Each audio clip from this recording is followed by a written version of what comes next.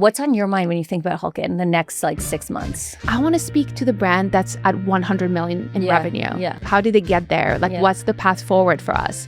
Like, we took it to where it is today and it's amazing. I'm craving for more of that. Like, who's going to show us the way? And we're figuring it out, right? It's our first time running a D2C brand and we're learning, but I think that's what's on my mind. Also, of course, we have a lot of dupes popping up. That's on my mind. And now it just makes me so upset because it's so clear.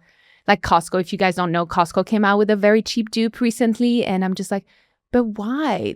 We're the category creators. But that's why. Because Hulken never existed before Hulken existed, right? All these dupes are essentially like Hulken. Like you read the comments and it's like, here's a Hulken. But Hulken is a brand and the brand is beautiful. It's like the Kleenex or the Jeep. You know, you call it Kleenex a Kleenex because you mean a tissue, but it's actually the brand name.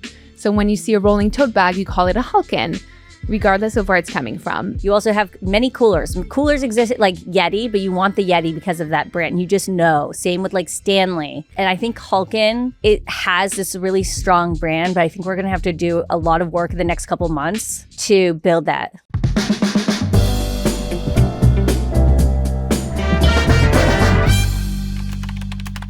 Alex.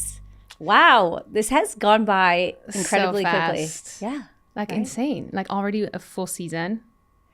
How did that happen? I don't know. But like, first of all, the idea came to us out of nowhere. In the summer of 2024. We're now about to enter the summer 2025. Yeah. And a full season later.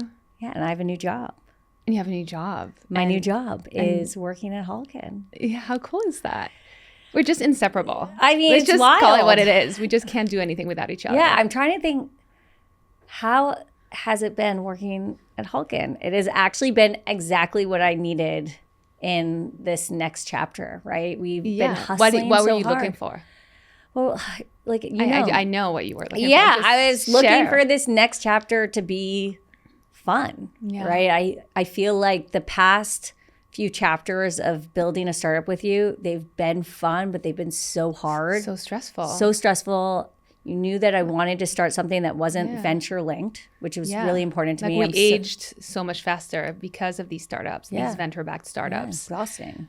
It's kind of crazy. Like we loved it so much, but like when we think back at it, it was a mountain of stress. Well, I just don't want to do anything that's venture-backed going forward. Right? And I don't know, like some people would be like, are you saying that because you're bad at fundraising? Which I'm not great at fundraising. I actually hate it. I hate the whole process. You're good at fundraising, so that's not the issue. I just don't like being a monkey performing in front of investors. No, but like how freeing is it that we're so now freeing. running a company that is not VC backed? That's a good business. That's making money. That's profitable. Yeah. From day one. Yeah. That's actually growing at the pace that we want without the stress of VCs breathing down our necks. And hitting targets, hitting milestones, board meetings. Yeah.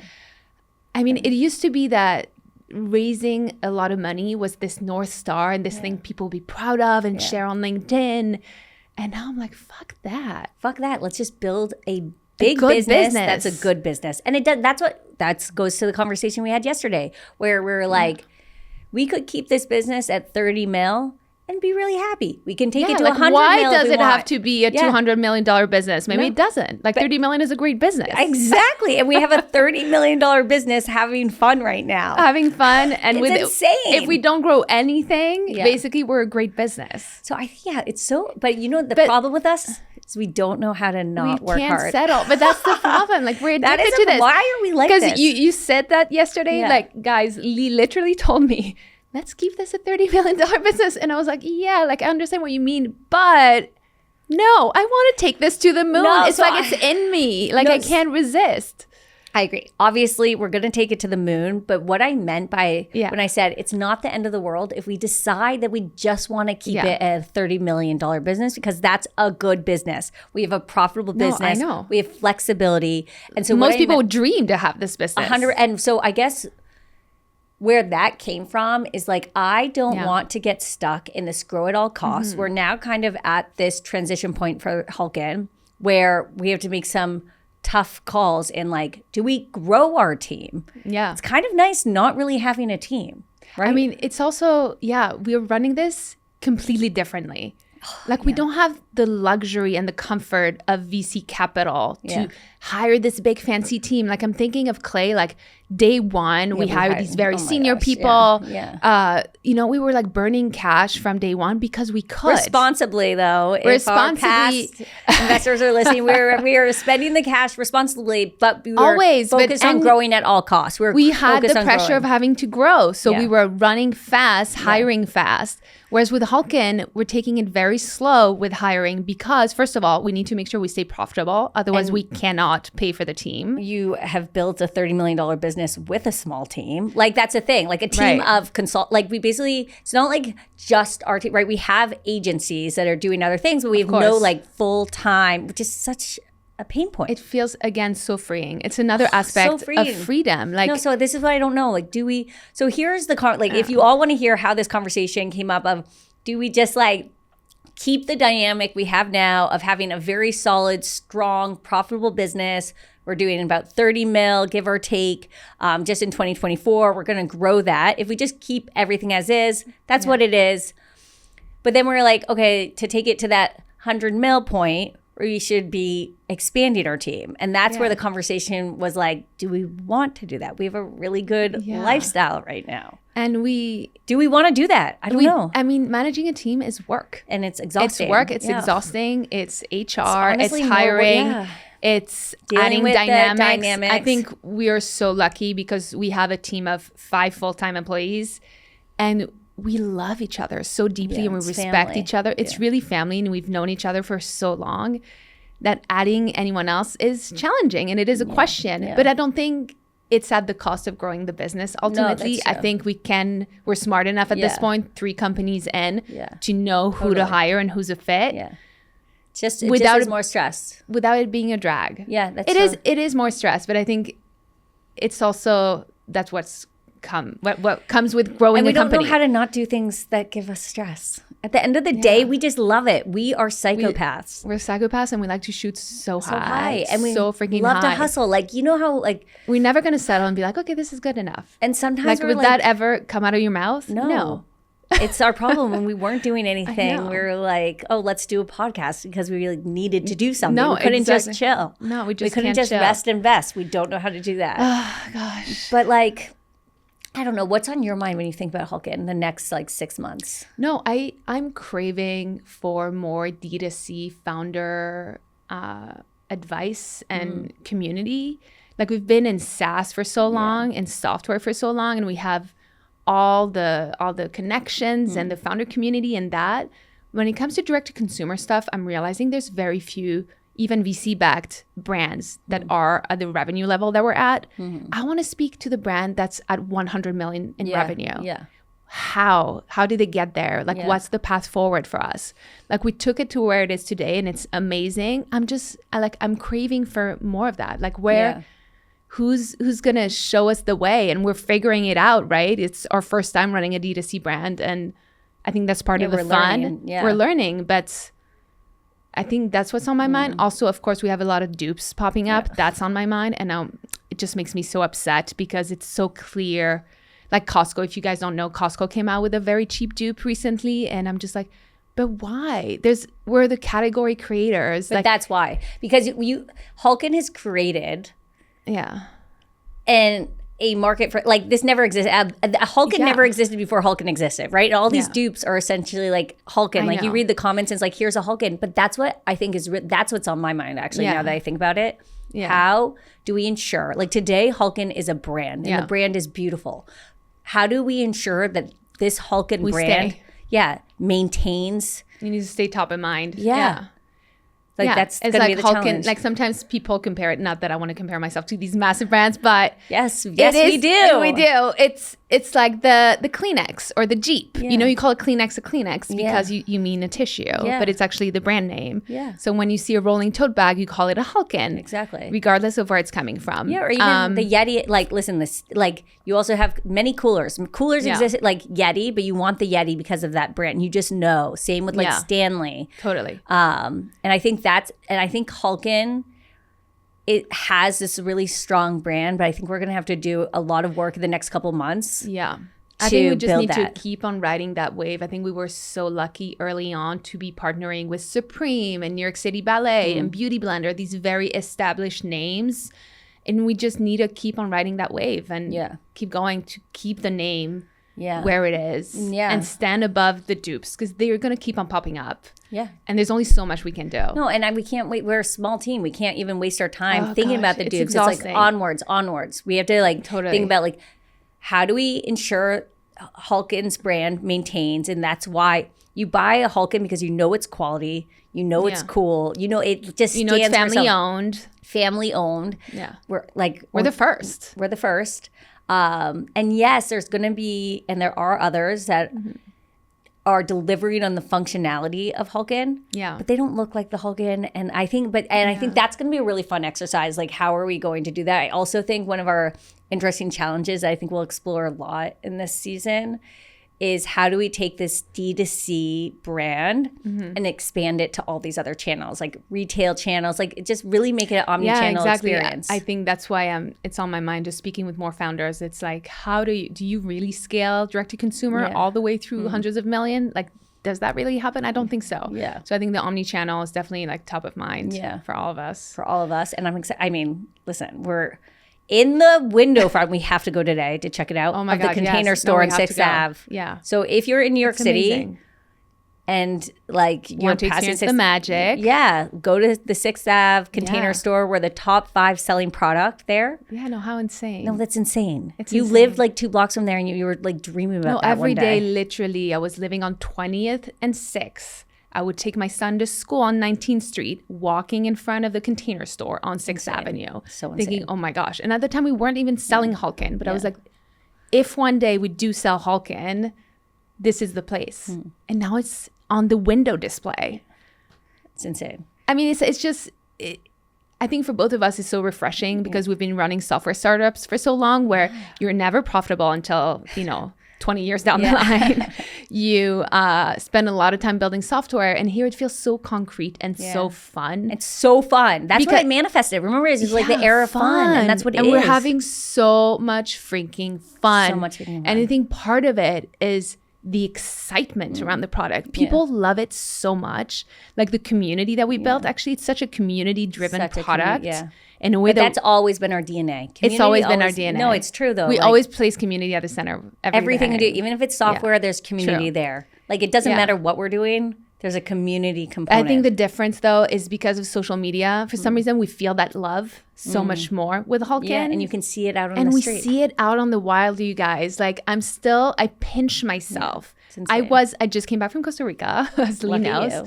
And we land in JFK, get off of the plane. What do we see? Literally a family that was on the plane with us. Insane. With a large Hulken. Oh my gosh. Walking out the plane with their Hulken. I stared at them and I was so stunned. I was like, wait, what? I'd lost for words. You have a Hulken? Yeah, it's amazing. And they were like, yeah, we love Hulken. And they didn't know. They thought I was asking about the Hulken. Like, what is that bag? And they were like, we love the Hulken. It's a great bag on wheels. And I was like, no, but it's our brand. Like, this is so exciting. I mean, speaking of airplanes. Yeah. Our listeners get a little sneak peek. We are coming out with a carry-on. Oh, yeah. Which will be really fun for us because it's like a new, it has the core components of what make a Hulken really special, right? Like industrial material, super strong wheels, like not breakable. Yeah. But it's like built for flight. Yeah. And it'll be so fun how we do that whole marketing component there. So fun. I think there's something iconic about how the Hulken moves and that pull and the wheels and the swivel. And I think that's what we're trying to replicate across new products. And the first one being the carry-on bag. Wait, really quickly, I just want to go back to thinking about like the omni-channel stuff. And just like beyond that, just still thinking about D2C, but like knowing that we want to expand beyond just like Facebook ads and Google ads. Yeah. Any thoughts? Because I'd just be curious to know how you're thinking about, because we talk about this a lot. Yeah. How we can actually go into Instagram shop essentially and TikTok shop. We just opened last week. Actually, I was just telling you, like we just opened our shop app on Shopify. Anyone that has essentially a brand on Shopify, you should check out Shop app. They make it super easy to essentially like reach customers. It's like a marketplace on Shopify. But like, tell me, how are you thinking about, like, what do you think is going to happen in the next month in Hulken's strategy to entering this new sales channel of TikTok Shop and Instagram Shop? Any brands that you think are doing it right that we're going to learn from?